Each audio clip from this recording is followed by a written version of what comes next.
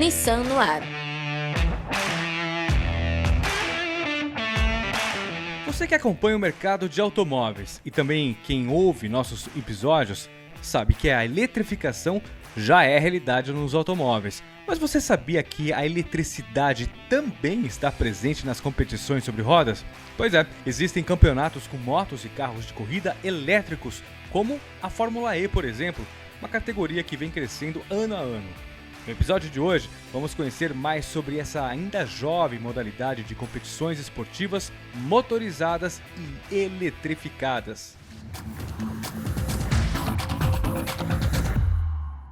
Olá, eu sou Eduardo Campos e no bate-papo de hoje eu tenho o prazer de receber Humberto Gomes, diretor de marketing da Nissan do Brasil, e também Wagner Gonzalez, editor e publisher da revista Curva 3. Gente, muito obrigado pela participação de vocês, viu? Muito obrigado por estar aqui com vocês. Um prazer estar com vocês, sempre junto com a equipe da Nissan do Brasil.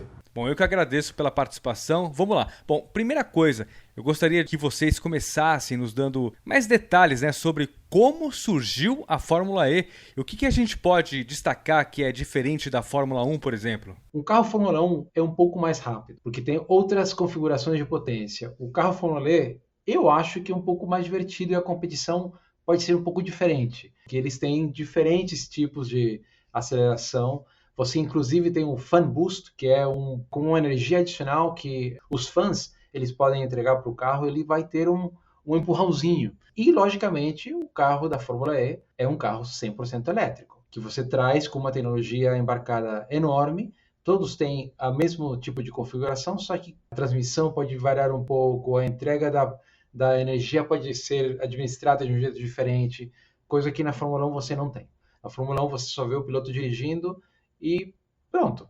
Você não vai fazer uma interação com o piloto. Na Fórmula E você poderia, o que é muito legal. Isso traz o público mais próximo para os carros elétricos, para essa eletrificação que é a corrida da Fórmula E. O automobilismo em si, o automobilismo de competição, é uma atividade que demanda grandes somas de dinheiro na sua pesquisa, na sua realização, e traz também grandes vantagens, porque graças a essa competição ela ajuda a aperfeiçoar diversos sistemas e colocar à prova novos conceitos técnicos. No caso da Fórmula E, como o Humberto bem falou, todos os carros são iguais, o chassi é o mesmo para todo mundo. E é um processo que está crescendo, já temos hoje uma série elétrica de motocicletas, temos uma série elétrica para carros fora de estrada e por aí afora. Tecnologia, assim, de sobra, né? Agora, por que vocês acham que as fabricantes de automóveis se interessam tanto por essa nova categoria, hein?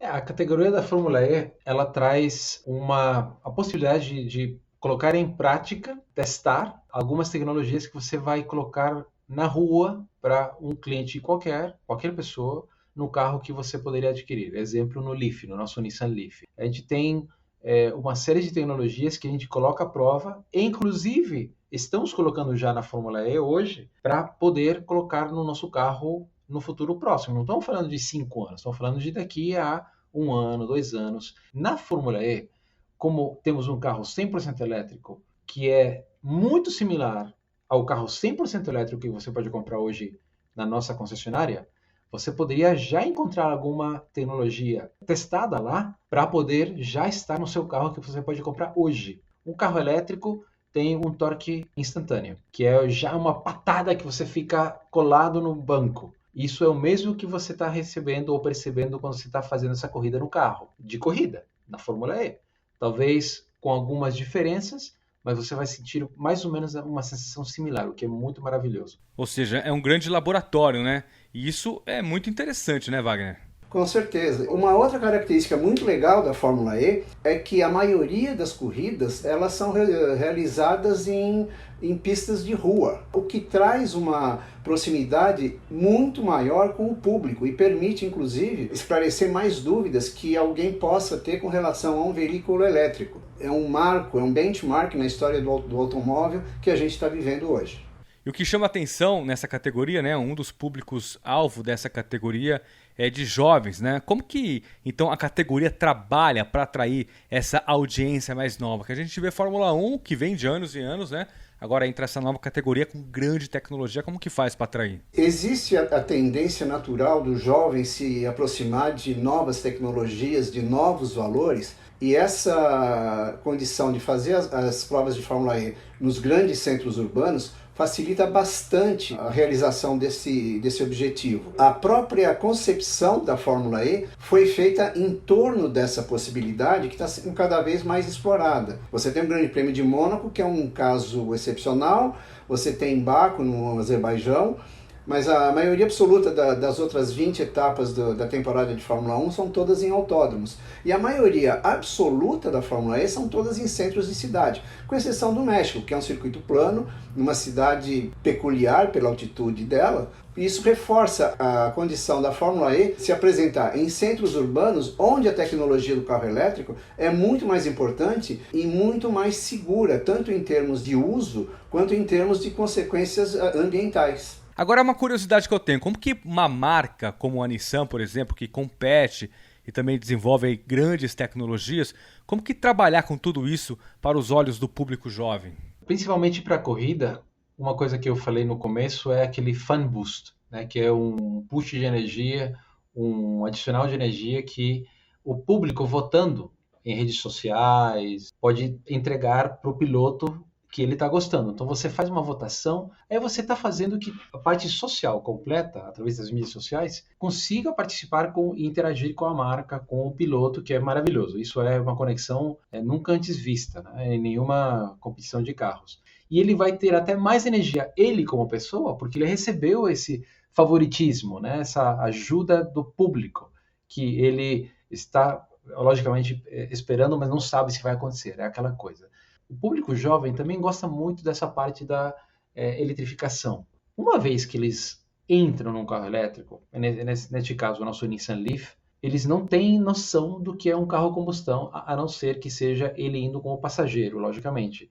Mas para dirigir, a sensação é tão maravilhosa que eles não querem trocar. Então, é só você mostrar esse tipo de conceito novo, que é um carro elétrico que tem torque instantâneo, além de ser totalmente insonorizado. Você não escuta o barulho do motor, você escuta o que você quer. Todas essas coisas agregam para que eles se sintam um pouco mais conectados com a eletrificação. Inclusive também por conta da parte mais ecológica, que também tem um pedacinho do coração dos jovens, logicamente, porque eles pensam mais e mais e mais nesse quesito. Eu queria saber de vocês, como que vocês acham que a Fórmula E pode ser uma ferramenta para que o público conheça mais sobre o carro elétrico? Basicamente, o que valoriza a iniciativa da Fórmula E é a proximidade dela com o público de chegar nos grandes centros e não estacionar nessa proposta. O fato de existir também a Extreme E, que é uma categoria de carros off-road movidos a energia elétrica, é uma prova do conceito da Fórmula E. A gente vive sendo bombardeado com os apelos ecológicos, com os apelos de conservação do planeta. O fato de você tirar um componente que afeta muito toda a questão ambiental no que diz respeito ao ar, a efeito estufa, a temperatura da Terra, é extremamente válida. O conceito da Fórmula E vai ser muito mais consequente e muito mais amplo na sua realização. A Fórmula E ela tem essa capacidade de promover um pouco de modernidade, de avanço da tecnologia, de olhar as coisas de um jeito diferente. Então, a plataforma da Fórmula E ela é uma ajuda para entender um pouquinho mais o que é um carro elétrico. Não necessariamente você vai entender tudo, porque você está vendo um carro de corrida que nem um carro tipo Fórmula 1, mas você vai entender que é diferente, o som é diferente, tem coisas diferentes, a aceleração é totalmente diferente, e o carro na rua é similar. E a gente vai ter cada vez mais coisas inovadoras, que não somente são a Fórmula E, vão aparecer outras fórmulas, inclusive talvez não do jeito que a gente conhece elas. E eu acho que é só aguardar um pouquinho que as coisas vão ir acelerando cada vez mais.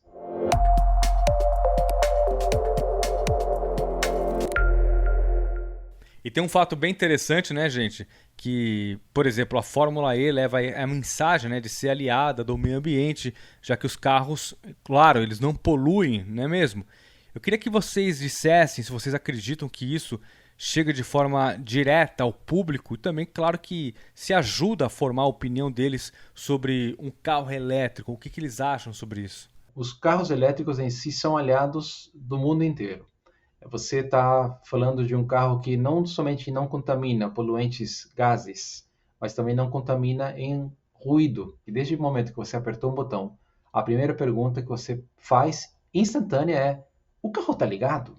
A gente inclusive fez um teste que virou um vídeo viralizado sobre os barulhos das ruas, que se chama o som do silêncio. A gente fechou uma rua e no começo você escutava carros, motos, assim, barulho, pessoas. Tudo isso gera um pouco de estresse. Quando você fecha essa rua, você deixa de escutar isso. E o teste que a gente fez foi tão impactante que uma pessoa que estava falando por celular, ela pensou que tinha que gritar. Ela realmente pensou que tinha que falar forte porque estava saindo na rua, né? Imagina, você está saindo de um escritório, casa, o que for, e você está falando normal, mas você imediatamente o cérebro fala: não, agora você tem que falar mais forte porque você está na rua.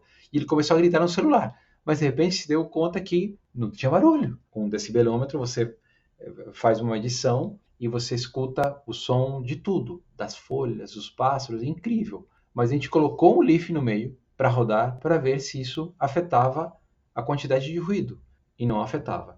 Então você já aí com esse teste que viralizou, você pode encontrar algumas vantagens, e não é no seu dia a dia. E não estamos falando de poluição, estamos falando de um pouco de aquele estresse que você sente o dia a dia por conta do barulho, que isso em algum momento vai começar a sumir.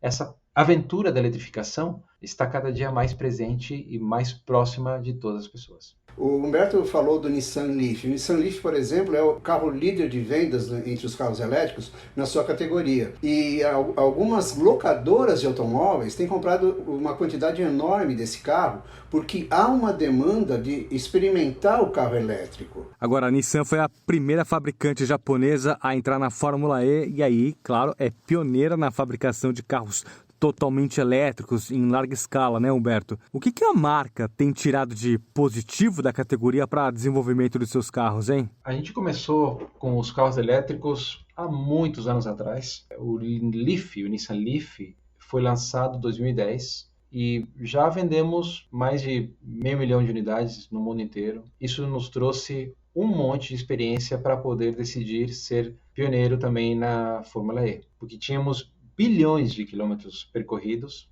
para poder ter um carro que poderia se destacar ao longo das corridas. Somos os primeiros em vendas no Brasil.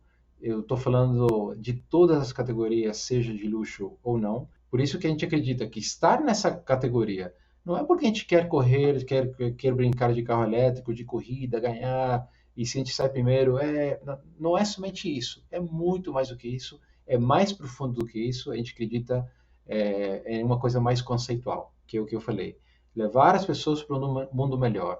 Como? Eletrificando o mundo inteiro, e essa categoria nos representa, como várias outras coisas que a gente faz, que a gente acredita na eletrificação dos carros, e isso já está sendo presente em algumas linhas de produtos que a gente tem ao redor do mundo. Aqui no Brasil, por agora, temos o Nissan Leaf. No futuro, teremos muito mais. O que eu mais espero é que a gente tenha realmente uma prova de Fórmula E no Brasil.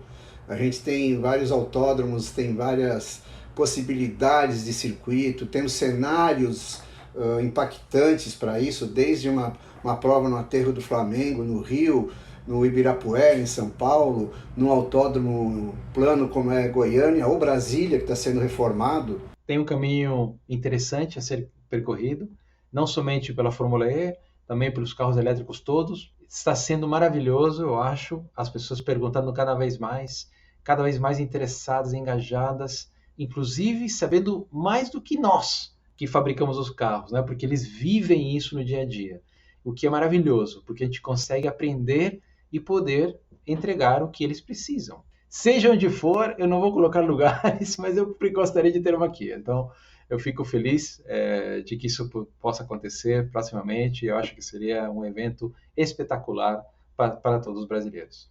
Bom, gente, obrigado pela participação de vocês, foi muito positivo, deu para aprender muita coisa com a Fórmula E também, dos carros elétricos. Uma pena que nosso tempo é tão curto e passa tão rápido, né? Como um carro da Fórmula E. Queria agradecer imensamente a participação de vocês dois, viu? Muito obrigado. Eu que agradeço o convite, sempre às ordens. E obrigado a você também que nos acompanhou. Nos encontramos no próximo episódio. Até lá!